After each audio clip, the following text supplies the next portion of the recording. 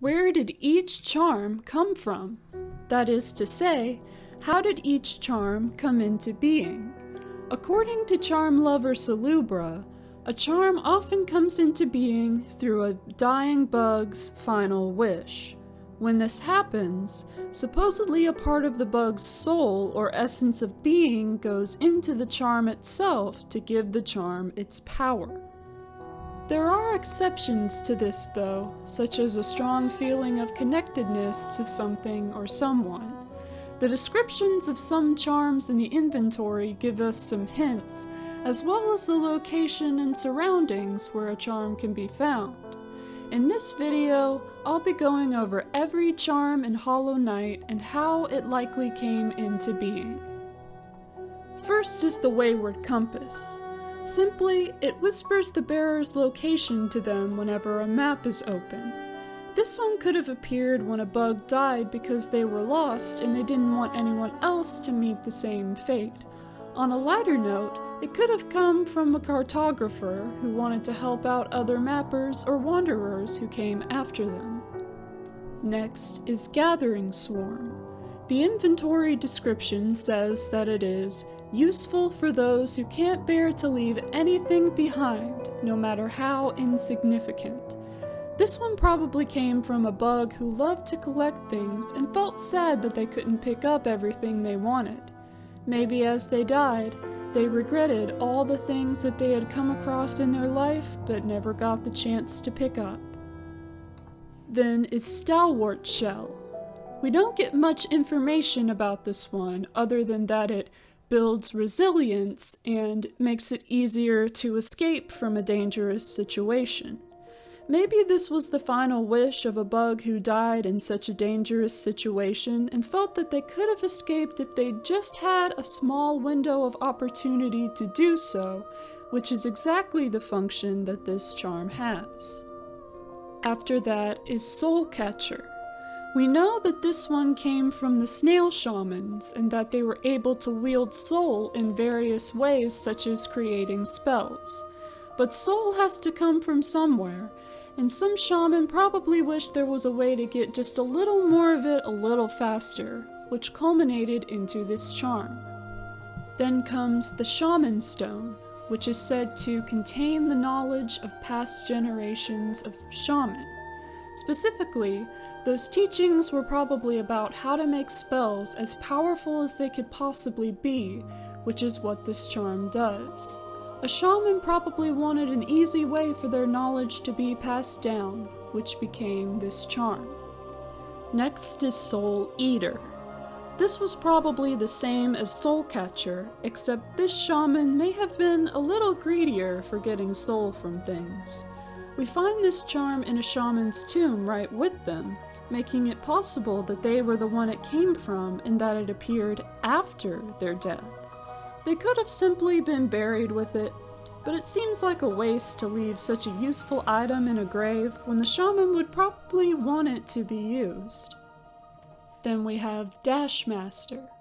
We learn that this charm was made in the likeness of a bug with the same title who was enthusiastic about dashing, as we can tell from the Dreamnail dialogue of his statue. He probably wished to pass his dashing skills down to another bug who loved to dash as much as him. This could have appeared on his statue after he died, or been placed there by bugs who erected the statue for a dash-loving bug to eventually find.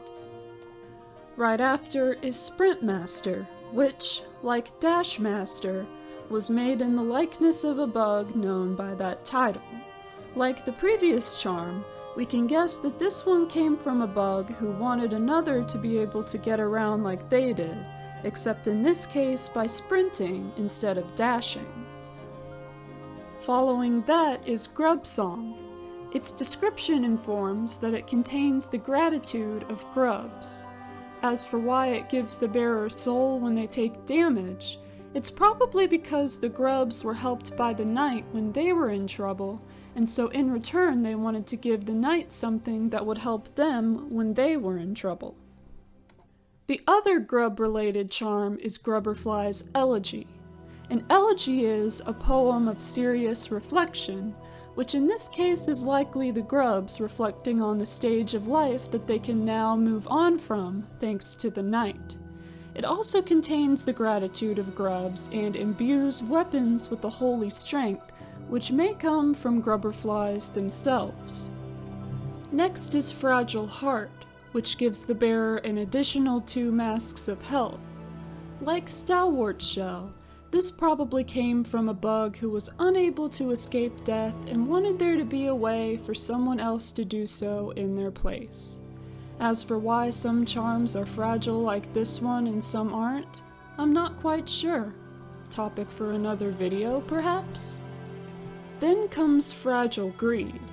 This one was probably similar to how Gathering Swarm came into being, except this was a bug who simply wished they had been able to gain more geo in their lifetime. Next is Fragile Strength. This could be from yet another dying bug, one who wished that the weapon they were fighting with did more damage to their enemy so that they could have survived whatever battle caused their demise. Then comes Spell Twister, which we know from the description reflects the desire of the Sanctum Scholars for mastery over soul. Like the Snail Shamans, they too wanted to use soul to create and cast spells, and likewise had a desire to do so faster and more efficiently, culminating into a charm that allowed for the casting of spells using less soul. Then we have Steady Body, which we don't know much about apart from its function of preventing backwards recoil when striking with the nail. If this one came from a dying bug, it could have been one who died after they recoiled backwards into something when striking with their weapon and didn't want someone else to meet the same clumsy fate. Next is Heavy Blow, which is described as having been formed from the nails of fallen warriors. These warriors probably wished for a way for their weapons to have more force, and the nails of several who had that desire came together to form this charm. Another charm that formed similarly is Quick Slash, which came together from discarded imperfect nails that longed to be wielded. This one is interesting since it came from the desire of an object rather than a living bug. The bearer is given the ability to slash more quickly with the combined slashing capabilities of these multiple weapons. Next is Long Nail, which the official Hollow Knight Wanderer's Journal describes as expanding the wearer's aura. Aura is said to be the energy that something gives off, and making this slightly larger would allow the energy of the bearer's nail strike to extend outward a little further. Again, possibly coming from a bug who fell in combat and wished something could have been different. Following that is Mark of Pride, which has a similar but greater effect. We know that this one comes from the respect of the Mantis tribe, so it may not have resulted from anyone's death, but instead embodies a feeling, like the gratitude of Grub's Song and Grubberfly's Elegy.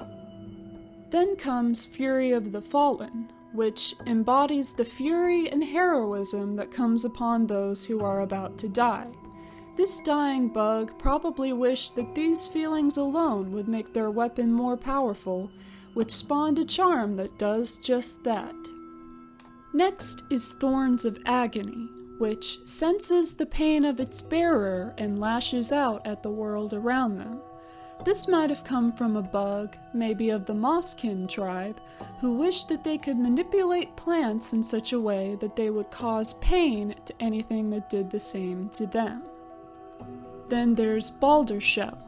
This could have come from a balder itself, perhaps a young balder who never grew big enough to have their indestructible shell, or a bug who wished they had the hard shell of a balder. Either way, it was a bug who valued a way to protect themselves while healing, if not at any other time.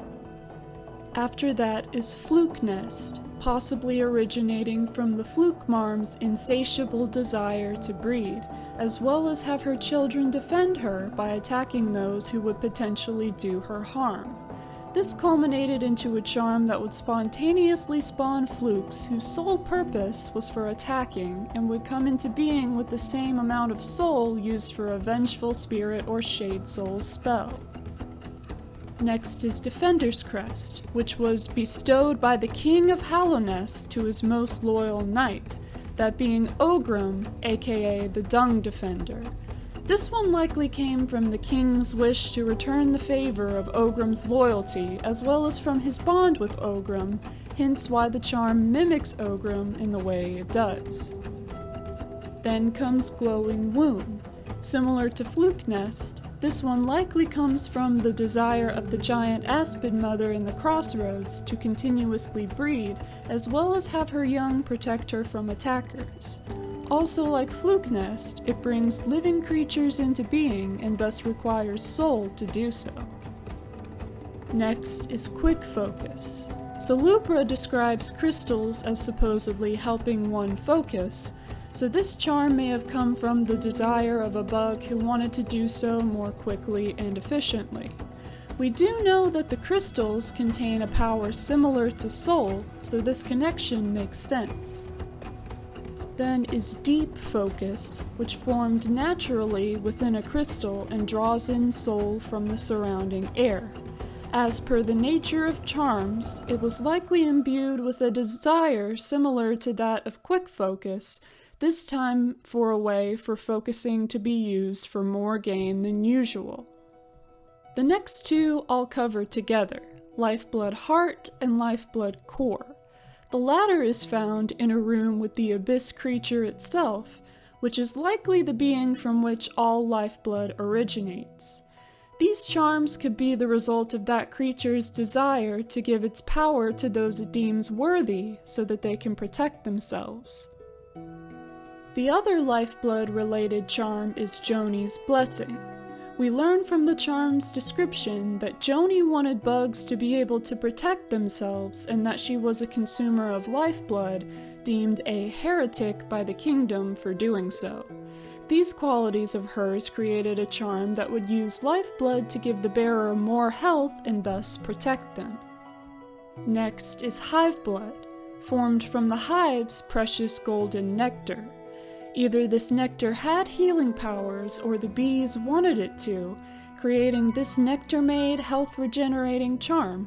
Then there's Spore Shroom.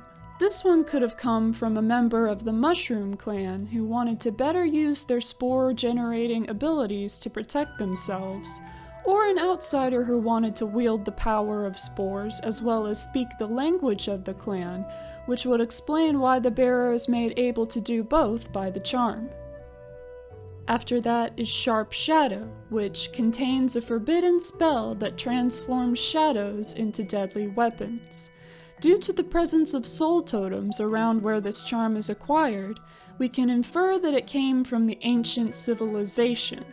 The charm's ability may have been forbidden because the civilization traditionally used void for non-combat purposes. Next is Shape of Un. This one comes from Un herself, so the desire that spawned it must be hers. Perhaps she trusts the knight and wants to give them something to help them in their quest to destroy the infection which has devastated her people. Following that is Nailmaster's Glory, which contains the passion, skill, and regrets of a Nailmaster.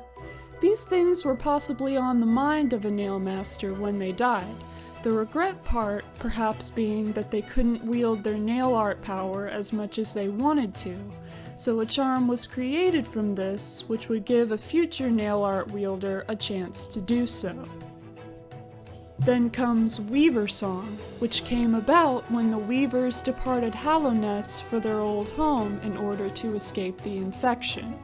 The Weavers probably had a desire to leave some piece of themselves and their culture behind, which became this charm. Next is Dream Wielder, which was created for those who wield the Dream Nail and collect essence, and it came from a memory of the Seer. The Moth tribe predicted the arrival of the wielder of the Dream Nail, and probably wanted to give them an easier way to utilize the talisman for the purpose of collecting soul and essence. The other charm from the Moth tribe is Dream Shield. The dream nail dialogue of the object from which this charm is collected reads, "Protect yourself, you are our last." This charm probably came from members of the Moth tribe who died knowing that only a few of them would be left after their passing and wanted something that could keep their remaining kin alive longer by protecting them from danger. Coming up on the last few charms, we have Grim Child. The Grim Child is a living spawn of the Nightmare's heart, which is capable of consuming and storing the flames collected by the Grimkin to then be given to the heart itself. The desire for such a creature may have come from either the troop members or the higher being that they serve. Next is Carefree Melody, which is formed from the start of a friendship.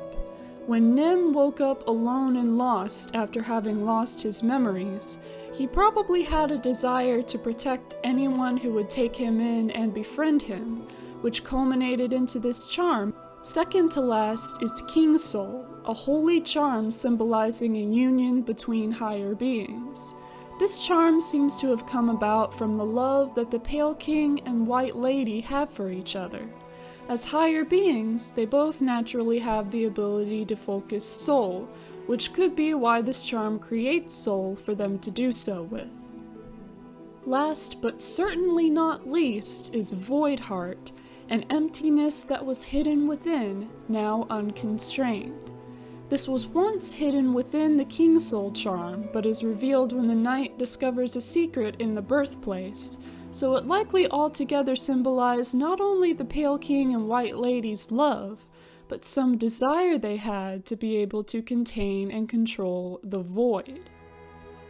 What did you think of my ideas? Let me know in the comments. Thank you for watching this video.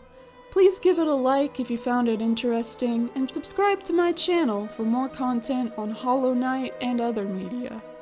Have a great day, and I'll see you next time.